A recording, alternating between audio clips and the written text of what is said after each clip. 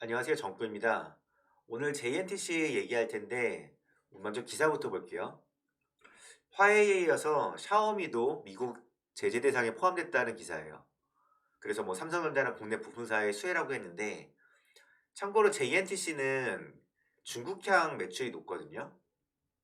근데 화해가 이미 한번 제재를 당해서 지금 매출 하락을 일으켰고 그런데 샤오미도 미국 제재 대상에 들어갔다면 이게 과연 여기에 영향이 어떻게 될까 되게 궁금하신 분이 많을 거예요.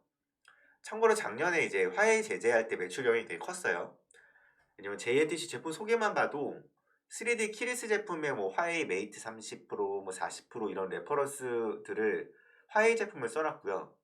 그럼 샤오미는 과연 영향을 얼마나 줄까? 그거가 이제 궁금하실 텐데 일단은 이거는 2020년 5월이에요. 참고로 이제 본격적인 화웨이 제재를 가한 게 9월이거든요. 이때 보면 화웨이 같은 경우는 거의 삼성이랑 삼성 점유율이랑 거의 대동소이한 수준으로 높았어요. 근데 이게 미국에서 반도체를 화웨이에게 납품하지 말라고 하면서 이런 높은 점유율이 어떻게 됐냐면 이제 막 19% 이랬던 게 2021년 예상치가 4%까지로 예상이 돼 있어요. 엄청 떨어지죠. 물론 이게 중국에서 삼성이네. 여기 4% 정도까지 떨어질 거라고 예상을 하고 있어요. 2021년. 그러면 이 떨어진 만큼 어떻게 되냐면 샤오미랑 뭐 비보나 이런 거 오포 여기가 중국 회사거든요. 아마 중국에서는 중국 브랜드를 쓸 확률이 높고 이제 여기가 빠진 만큼 여기가 8% 이랬던 게뭐 각각 그 나머지 시장이 나눠 먹어서 예상하는 게 뭐 14%라고 했나? 뭐 그쯤씩 이렇게 증가를 할 거라고 예상을 하고 있어요.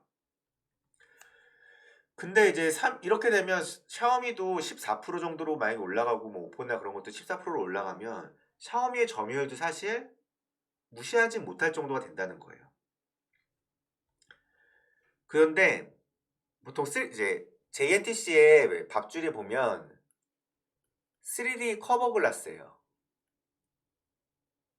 3D 커버 글라스가 뭐냐면 강화율인데 이렇게 보면 엣지형 디스플레이에서 이런 거를 커버할 수 있게 만들어진 강화율인 거죠. 근데 이게 보통 프리미엄 제품에 사용이 되고 저가형 제품엔 잘 안 써요. 근데 샤오미나 뭐 비보나 오포는 화웨이에 비해서 프리미엄 제품 라인이 좀 약해서 영향은 샤오미의 제재가 생각보다는 JNTC의 직접적인 영향이 상대적으로 화웨이에 비하면 적을 거예요. 근데 보면 문제는 지금 중국 제재로 화웨이랑 뭐 샤오미 같은 거 제재하는 거가 1차 문제긴 한데 이게 시간을 앞당기긴 했지만 3D 커버 글라스 시장이 줄어들고 있는 게 더 문제예요.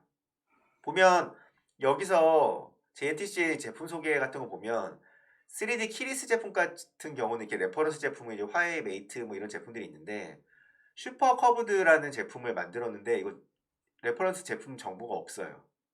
이게 아마도 화웨이 제재하면서 납품된 거 차질이 생긴 게 아닌가 싶긴 한데 중국이 문제만이 아니라 이 3D 커버 글라스의 그 스마트폰 시장이 아마 저는 없어지는 거나 줄어들 거라고 생각해요. 점점 줄어들 거예요.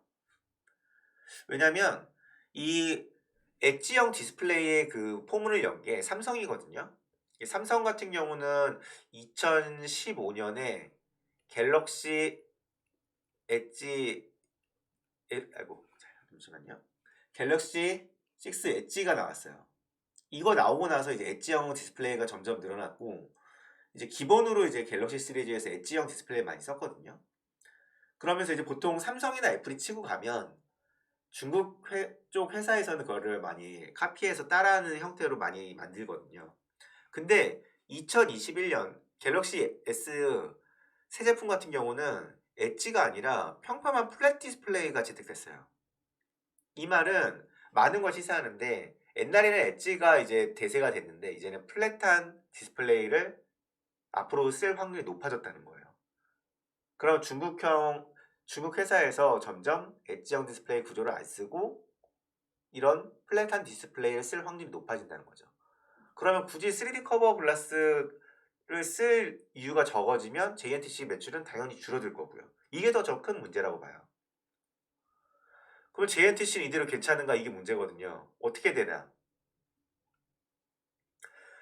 여기 보시면 2020년 9월부터 본격적인 화해 제재를 가하기 시작했거든요. 그래서 이게 9월이니까 3분기 실적 같은 경우 보면 커버글라스가 2분기에 비해서 한 200억 조금 못되게 줄었죠. 뭐 컨넥터 같은 경우 늘긴 했지만 이게 이렇게 줄어들었어요.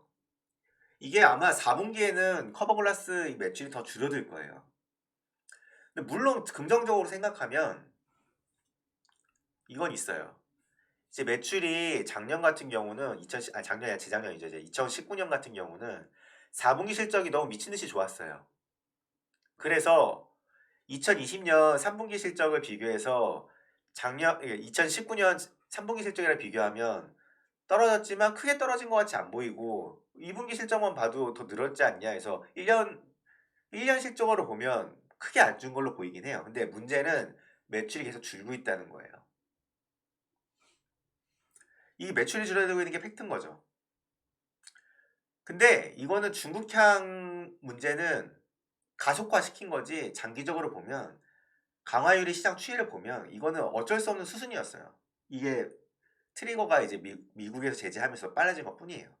이거는 강화유리 시장 추이해서 이제 그 JNTC의 그 자료에도 있는 내용이에요. 보면 여기 흐름을 보면 뭐 커브드에서 웨어러블, 뭐 태블릿이나 뭐 폴더블이나 롤러블 자동차 쪽이나 뭐 롤러블 TV 이런 시장으로 이렇게 강화유리 시장이 바뀌고 있다고 했잖아요.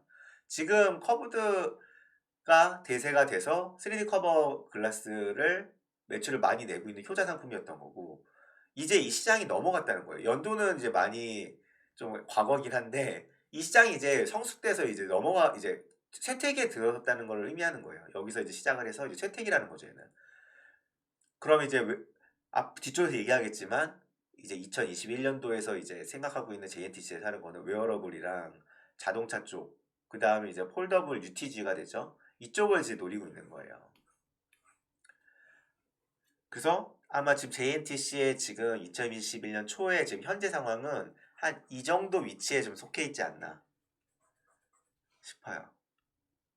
이게 3분기 발표 성장 전략을 보면 JNTC에서 이미 알고 있는 것 같아요.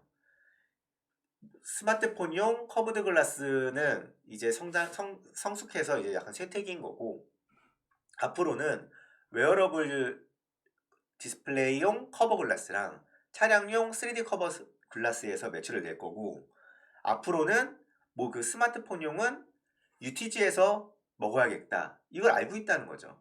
근데 이거는 UTG는 아예 이제 넘어가기 전에 생각보다 시간이 좀 걸릴 것 같아요. 얘는 뭐 샘플 공급이니까 실제 2022년 초나 21 빨라야 21년 말 그쯤 뭔가 여기서 납품이나 이런 소식이 있을 것 같고 실제 이제 가시적으로 2분기라고 이렇게 해서 명확하게 좀 분기까지 적은 건 웨어러블 디스플레이 쪽 커버 글라스예요.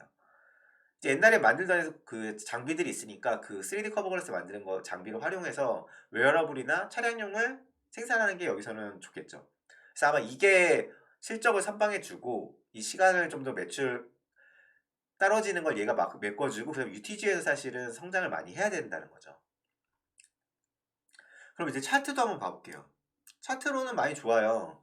좀 주봉을 보면 지금 하방과 상방을 이렇게 그려보면 삼각수렴을 했어요. 이 삼각수렴이라는 게 이제 고가에 사려는 사람이랑 저가에 사려는 사람이 점점 그 간격이 좁아지면서 그 어떻게 보면 고가에 사는 사람과 파는 사람의 이 세력의 힘이 거의 같아진 거예요. 이 시점에서 어떻게 됐냐? 근데 주봉으로 보면 상방으로 바뀌었죠.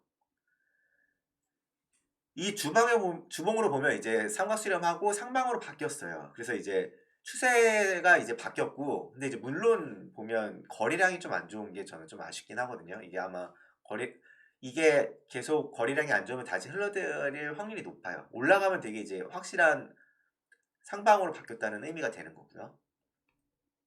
일본 같은 경우도 이렇게 옛날에 보면 제가 아직은 차트가 계속 흘러서 매수할 시점은 아닌 것 같다. 한 2년 뒤에는 좀 좋은 실적이 좋아지지 않을까? 뭐 공장도 많이 이제 그 생산량 2배 가까이가 늘어날 텐데 그런 얘기를 했었거든요. 보면 박스를 제가 상방이랑 하방 일봉으로 보면 계속 박스권으로 계속 내려가고 있었어요.